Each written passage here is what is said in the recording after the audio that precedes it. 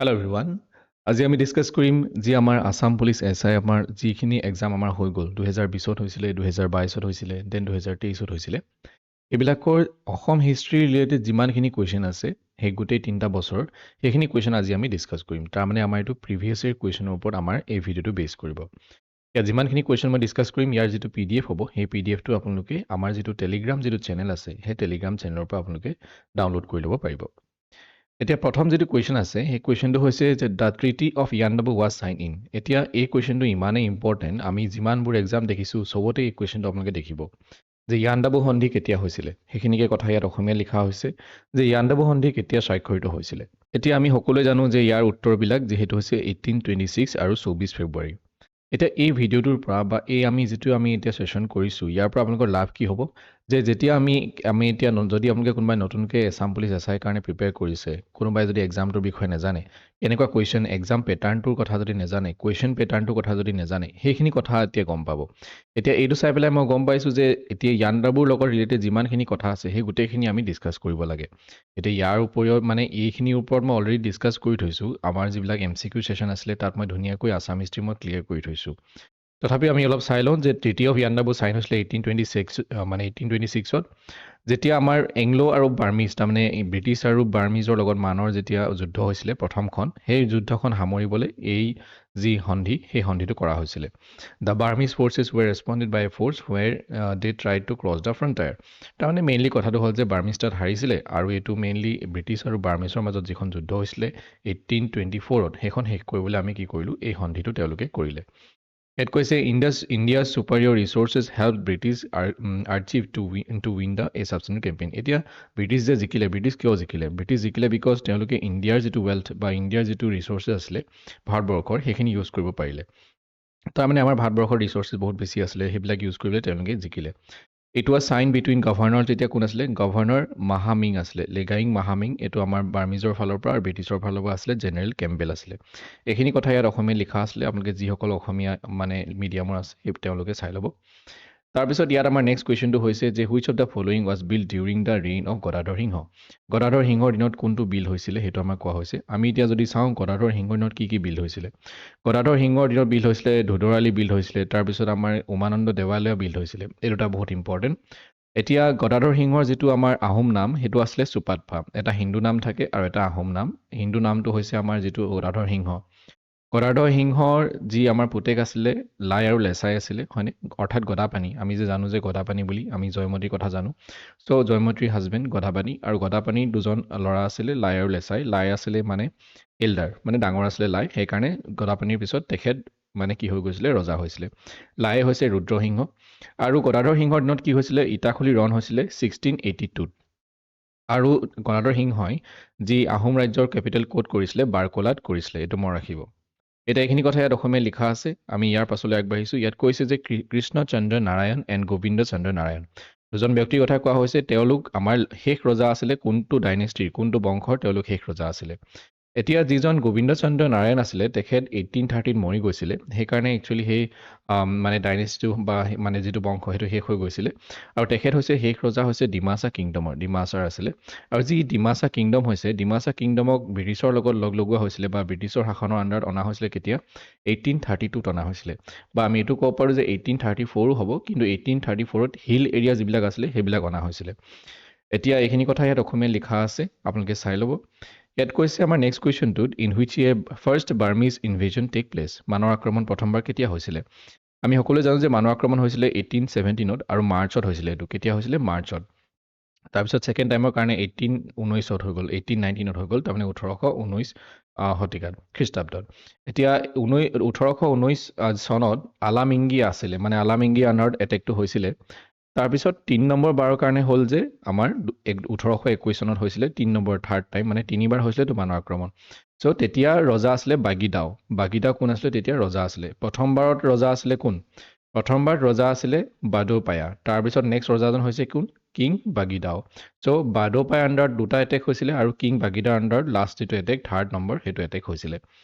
এতিয়া আৰু যেতিয়া আমি ছেকেণ্ড এটেকটো যদি আমি চাওঁ 1819ত কি হৈছিলে আলামেংগি আছিলে কিন্তু আলামেংগি কি হ'ল আলামেংগি এটেক কৰি পেলাই গুচি গ'ল কিন্তু তেওঁ কমপ্লিটলি গুচি যোৱা নাছিলে হয়নে আমাৰ অসমত কাক থৈ গৈছিলে মেংগি মাহা তিলুৱা বুলি এজনৰ ঘাটত যিটো শাসনভাৰ সেইটো থৈ গৈছিলে যে তেওঁ চোৱা চিতা কৰিবলৈ থৈ গৈছিলে কিন্তু আলামেংগি কি হৈছিলে ঘূৰি গৈছিলে মানলৈ ঘূৰি গৈছিলে নেক্সট আমি আহিছোঁ এতিয়া what was the real name of Chilarai আমি চিলাৰায় নামটো শুনিছোঁ চিলাৰায় বুলি ক'লে আমাৰ বহুত ফেমাছ হয় তো চিলাৰায় নামটো তেওঁ কিয় পালে একচুৱেলি আমি সকলোৱে জানো যে চিলাৰায় নামটো তেওঁ পাইছে বিকজ তেওঁ যি যুদ্ধ কৰে সেইটো চিলাৰ দৰে উৰি উৰি কৰে বুলি কৈছিলে তাৰমানে তেওঁ যুদ্ধ ক্ষেত্ৰত বহুত পাকৈত আছিলে এতিয়া এই চিলাৰায় যিজন আছিলে তেওঁ কোচ কিংডমৰ হয় আমি জানো আৰু চিলাৰায় যিটো অৰিজিনেল নেম সেইটো হৈছে শুক্লধ্বজ বা শুক্লধ্বজ বুলি আমি অসমীয়াত ক'ব পাৰোঁ শুক্লধ্বজ তেখেত হৈছে চিলাৰায় তেখেত ৰজা নাছিলে তেখেত একচুৱেলি কামাণ্ডাৰ আছিলে কিন্তু ৰজা কোন আছিলে মল্লদেৱা মানে হৈছে নৰনাৰায়ণ আৰু এই নৰনাৰায়ণে মানে শাসনভাৰত বহিছিলে কেতিয়া 1540ত আৰু এই 1540তে তেখেতে এই নৰনাৰায়ণ উপাধিটো লৈছিলে যিহেতু তেখেতৰ প্ৰথম নামটো আছিলে কি মল্লদেৱা অৰিজিনেল নামটো আছিলে মল্লদেৱা নেক্সটটো আমাক কৈছে which of the following tribe help Maniram Dewan in planting tea এতিয়া মণিৰাম দেৱানৰ যিটো অৰিজিনেল নাম সেইটো আছিলে মণিৰাম দত্ত বৰুৱা মণিৰাম দেৱান তেওঁ দেৱান কেনেকৈ হ'ল কাৰণ তেওঁ দেৱানৰ যিটো পোষ্ট সেই পোষ্টটোত তেওঁ চাকৰি কৰিছিলে আৰু আমি মণিৰাম দেৱানক প্ৰথম আমাৰ টি গাৰ্ডেন ইন মানে চাহ যি আমাৰ বাগিচা চাহ বাগিচা বনোৱাৰ প্ৰথম বুলি আমি জানো অসমীয়াত তেখেতে আমাৰ ওৱান অফ দ্য ফাৰ্ষ্ট তাৰপিছত কোনটো ট্ৰাইবে এতিয়া বিশেষকৈ সহায় কৰিলে সেইটো হৈছে চিংফো ট্ৰাইবে কি কৰিছিলে সহায় কৰিছিলে নেক্সটটো আমাক কৈছে যে শৰাইঘাট যুদ্ধ কেতিয়া হৈছে শৰাইঘাট যুদ্ধ আমি সকলোৱে জানো কেতিয়া হৈছিলে 1671ত হৈছিলে এতিয়া ইয়াৰে কিছুমান কথা আছে আমাৰ লিখা আছে যে শৰাইঘাট যুদ্ধ কাৰ মাজত হৈছিলে আমি জানো যে মোগল আৰু আহোমৰ মাজত হৈছিলে মোগল এম্পায়াৰ আৰু আহোমৰ মাজত মোগলৰ ফালৰ পৰা ৰাজা ৰাম সিঙে লাগিছিলে আৰু আহোমৰ ফালৰ পৰা লাচিত বৰফুকন লাগিছিলে বীৰ লাচিত বৰফুকন আৰু তাত আমাৰ আহোমৰ মানে জয়ী হৈছিলে আৰু ক'ত লাগিছিলে সেইটো শৰাইঘাটত লাগিছিলে হয়নে ব্ৰহ্মপুত্ৰ ৰিভাৰ শৰাইঘাটত এইখিনি কথা ইয়াত অসমীয়াত লিখা আছে আপোনালোকে চাই ল'ব নেক্সট কুৱেশ্যনলৈ আমি আগবাঢ়িছোঁ নেক্সট কুৱেশ্যনটো আমাক কৈছে যে যিটো আমাৰ ফুলাগুৰি ধাৱাটো হৈছে কি আমাৰ যে প্ৰথম যেতিয়া আমাৰ ৰিভল্ট হৈছিলে প্ৰথম যেতিয়া বিদ্ৰোহ হৈছিলে যে আমাৰ যেতিয়া মানে জনসাধাৰণ মানে অতিষ্ঠ হৈ পেলাই যেতিয়া আমি আপৰাইজিং যেতিয়া হয় যে কাৰোবাৰ বিৰোধিতা কৰাটো মানে যে প্ৰথমবাৰ কাৰণে কেতিয়া কৈছিলে এইটোৱে হৈছে ফুলাগুৰি ধাৱা এইটো কৰা হৈছিলে আমি এতিয়া গম পাম যে সেইটো আমাৰ ক'ত কৰা হৈছিলে আমাক সেইটো দিছে was happen on the bank of the which of the following river কোনখন ৰিভাৰৰ মানে কাষত মানে কোনখন নদীৰ পাৰত হয়তো হৈছিলে সেইটো হৈছে কলং নদী তেতিয়া আছিলে লেফটেনেণ্ট ছিংগাৰ মানে কি হৈ গ'ল লেফটেনেণ্ট ছিংগাৰ সেইটো ৰখাব আহিছিলে কিন্তু তেখেতক মাৰি পিটি লাষ্টত তেওঁৰ মৃত্যু হৈছিলে তাৰপিছত আমাক কৈছে যে which of the following did not rule in কামৰূপাত কোনটো ডাইনেষ্টিয়ে কোনটো বংশই ৰুল মানে শাসন কৰা নাছিলে এতিয়া প্ৰদ্যুৎ ডাইনেষ্টিটো আমি শুনা নাই প্ৰদ্যুৎ ডাইনেষ্টিটো কামৰূপৰ আণ্ডাৰত নপৰে তাৰপিছত আমি আহিছোঁ what was the name of the last dynasty reign in Kamrupa এতিয়া আমি গম পালোঁ যে কামৰূপাত প্ৰদ্যুৎ ডাইনেষ্টি বোলা কোনো ডাইনেষ্টি নাই কিন্তু কামৰূপাত শেষ ডাইনেষ্টি কোনটো আছিলে শেষ বংশ কোনটো আছিলে সেইটো হৈছে পালা ডাইনেষ্টি এই পালা ডাইনেষ্টিটো কোনে স্থাপন কৰিছিলে ব্ৰহ্মপালাই স্থাপন কৰিছিলে এতিয়া এইখিনি কথা অসমীয়াত লিখা আছে আৰু এটা কথা যি আমি মদন কামদেৱ টেম্পল দেখিছোঁ সেইটো কাৰ দিনত বনোৱা হৈছিলে এই পালা ডাইনেষ্টিৰ দিনত কি হৈছিলে সেইটো বনোৱা হৈছিলে এইটো কুৱেশ্যন আহে একচুৱেলি মই যিকেইটা কথা কৈছোঁ প্ৰত্যেকটো এটাই MCQ হয় আৰু গোটেইখিনি আমাৰ এক্সামত আহি গৈছে the first phase of the Moamoria rebellion was started in Moamoria rebellion প্ৰথম পেজ কেতিয়া ষ্টাৰ্ট হৈছিলে মোৱামৰীয়া ৰেবিলিয়ন কেতিয়া হৈছিলে প্ৰথমে হৈছিলে 1769ত লক্ষ্মী সিংহৰ ৰাজত্বৰ দিনত ছেকেণ্ড টাইম হৈছিলে 1782ত 1782 চনত হৈছিলে আৰু সেইটো কাৰ দিনত হৈছিলে গৌৰীনাথ সিংহৰ দিনত আৰু লাষ্টটো হৈছিলে 1786ত তেতিয়া আমাৰ ব্ৰিটিছ আছিলে চ' আমি গম পালোঁ যে এতিয়া তিনিবাৰ হৈছিলে এইটো কিয় হৈছিলে মই অলৰেডি এক্সপ্লেইন কৰি থৈছোঁ আমি সেবাৰ যিখন বুক সেই সেবাৰ বুককেইখনত আমি অলৰেডি ডিছকাছ কৰি থৈছোঁ ইয়াত কৈছে Burmese general during second Burmese invasion in Assam মই অলপ আগত কৈছিলোঁ যে যি আমাৰ মানৰ আক্ৰমণ হৈছিলে তেতিয়া 2 নম্বৰ বাৰত কোন আছিলে আলামেংগি আছিলে আলামেংগি বা কিয়ামেংগি বুলিও ক'ৰবাত পাব এইখিনি কথা ইয়াত অসমীয়াত লিখা আছে তাৰপিছত আমাক কৈছে when was the peasant revolt of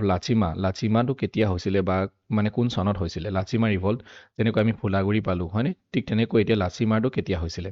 লাচিমা revolt হৈছিলে 1894ত হৈছিলে এইটো খুবেই এটা গুৰুত্বপূৰ্ণ এইখিনি কথা এই লাচিমা ৰিভল্টৰ কথা সেবাৰ যিখন বুক সেই সেবাৰ বুকখনত ধুনীয়াকৈ লিখা আছে ইয়াত কৈছে who was the representative from Assam along with Mahatma Gandhi তো মহাত্মা গান্ধীৰ লগত কোনে লগ দিছিলে কিহত লগ দিছিলে দাণ্ডি যাত্ৰা যি আমাৰ চিভিল ডিছঅবিডিয়েঞ্চ মুভমেণ্ট আছিলে তাত কোনে মানে দিছিলে দাণ্ডি যাত্ৰাত হয়নে তো সেইটো কোনে দিছিলে লীলাধৰ বৰুৱাই দিছিলে বহুত ইম্পৰ্টেণ্ট আৰু বহুত কমন কুৱেশ্যন আৰু এটা আমাক সুধিছে যি ৰাউণ্ড টেবল কনফাৰেঞ্চ হৈছিলে হয়নে 1930ত হৈছিলে চ' সেই 1930 যি আমাৰ ৰাউণ্ড টেবুল কনফাৰেঞ্চ হৈছিলে মহাত্মা গান্ধীক মাতিছিলে যে তো তাত আমাৰ অসমৰ পৰা কোনে আমাৰ পাৰ্টিচিপেট কৰিছিলে অসমৰ পৰা পাৰ্টিচিপেট কৰিছিলে কোনে চন্দ্ৰধৰ বৰুৱাই কৰিছিলে তো চন্দ্ৰধৰ বৰুৱা আৰু লীলাধৰ বৰুৱা এইকেইটা কমন নেম নেক্সট আমাক সুধিছে যে জয়সাগৰ যিটো আমাৰ পুখুৰী জয়সাগৰ পুখুৰীটো কোনে কৰিছিলে অলপ আগত আমি ৰুদ্ৰসিংহৰ কথা পালোঁ জয়সাগৰ পুখুৰীটো কোনে খান্দিছিলে তেওঁ হৈছে ৰুদ্ৰসিংহ এতিয়া জয়সাগৰ নামটো কিয় হ'ল কাৰণ তেওঁৰ নিজৰ মাক আছিলে জয়মতী তো জয়মতীৰ নামত তেওঁ কি কৰিছিলে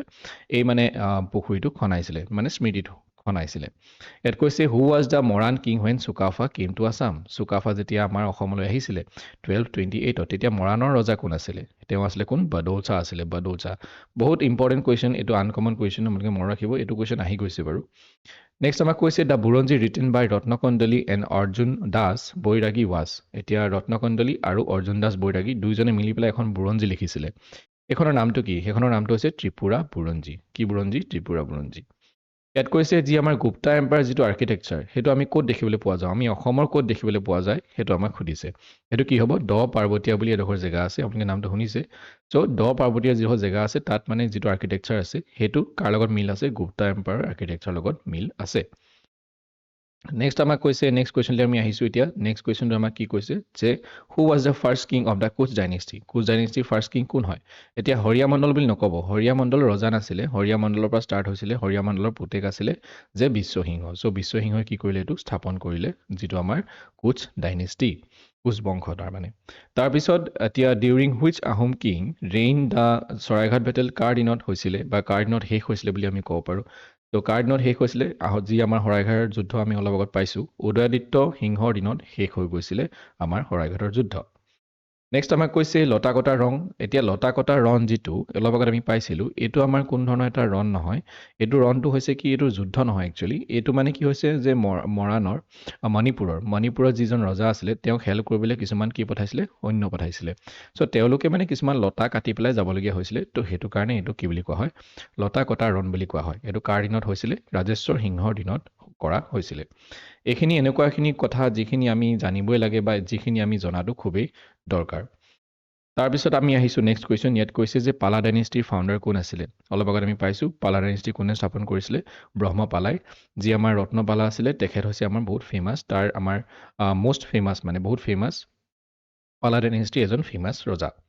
তাৰপিছত আমাক কৈছে যে আমাৰ যি ভাস্কৰ বৰ্মন আৰু আমাৰ হৰ্ষবৰ্ধন আমি সেইটো জানোৱেই যে ভাস্কৰ বৰ্মনৰ সমসাময়িক ৰজা কোন আছিলে সমসাময়িক ৰজা কোন আছিলে তেওঁ হৈছে আমাৰ হৰ্ষবৰ্ধন আৰু ভাস্কৰ বৰ্মন তাৰপিছত হৰ্ষবৰ্ধনে ভাস্কৰ বৰ্মনৰ পৰা সহায় খুজিব সহায় খোজাৰ পিছত সহায় কৰাৰ পিছত যেতিয়া সহায় কৰিব তেতিয়া হৰ্ষবৰ্ধনে কি মাতে এখন মিটিঙলৈ তেখেতক মাতি পেলাই সন্মানিত কৰে চ' আমাৰ এইবিলাক আমাৰ হিউৱেন চাং আহিব হিউৱেন চাঙৰ যিটো লিখা আছে তাতে এইবিলাক কথা আছে এই দুজনৰ কথা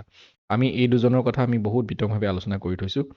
এতিয়া আমাক নেক্সট কুৱেশ্যনটো কৈছে যে যি আমাৰ কনকলতা বৰুৱা আছে হয়নে তেখেত শ্বহীদ হৈছিলে কোনটো ইভেণ্টত শ্বহীদ হৈছিলে আমি সকলোৱে জানো তেখেত শ্বহীদ হৈছিলে আমাৰ গহপুৰত শ্বহীদ হৈছিলে গহপুৰ এই জেগাডোখৰ নামটো আহে আৰু এইটো আমাৰ কুইট ইণ্ডিয়া মুভমেণ্ট তাৰমানে ভাৰত ত্যাগ আন্দোলনত তেখেত কি হৈছিলে শ্বহীদ হৈছিলে চ' এইখিনি আমাৰ কুৱেশ্যনখিনি আমাৰ আজি আমি ডিছকাছ কৰিলোঁ অকল অসম পুলিচ মানে আমাৰ যি অসম হিষ্ট্ৰী